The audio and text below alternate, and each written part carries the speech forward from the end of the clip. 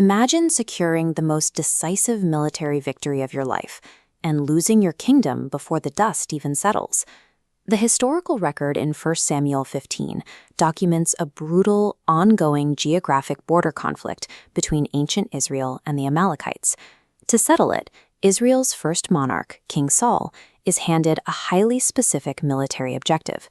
The prophet Samuel delivers the mission parameters directly from God. They are absolute: the complete annihilation of the Amalekite civilization. There is no room for interpretation here. 0 exceptions, no prisoners taken, and absolutely no plunder permitted. In ancient Near Eastern warfare, this defies standard operating procedure. Armies fought for the spoils. Capturing high-value hostages and looting livestock was the primary economic engine used to fund your military and pay your soldiers. As King Saul marches his troops into the desert, he faces a collision of logic. He has to choose whether to execute the unyielding parameters of the divine command or optimize the situation using standard human military practice. The military objective is secondary. This specific deployment is designed as a pure stress test of absolute allegiance.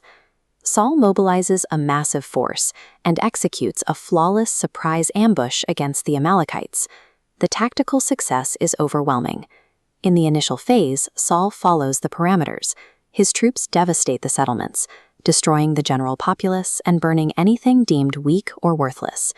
Saul makes a calculated pivot, deliberately sparing the Amalekite leader King Agag to parade as a political trophy.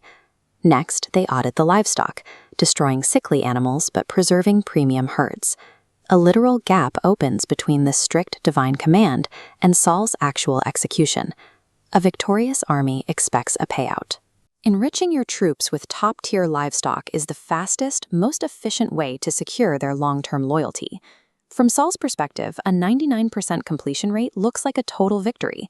In reality, he has substituted divine instruction with human optimization, completely failing the core mission. Behind the scenes, God immediately rejects Saul's compromise. The prophet Samuel is sent to intercept the king, arriving at an Israelite camp deep in celebration. Saul confidently marches up to Samuel, proudly declaring that he has carried out the Lord's instructions. But his words clash entirely with the undeniable sound of thousands of stolen sheep bleating in the background. Caught, Saul scrambles for a defense mechanism. He argues the troops preserved the premium livestock intentionally, planning to offer them as magnificent sacrifices to God. Samuel dismantles the argument on the spot. He delivers a devastating critique. To obey is better than to sacrifice, and to listen is better than the fat of rams. Taking a direct command, retrofitting it to your economic preferences, and masking it as religious devotion is not worship, it's rebellion. Backed into a corner, Saul finally confesses the underlying math of his decision.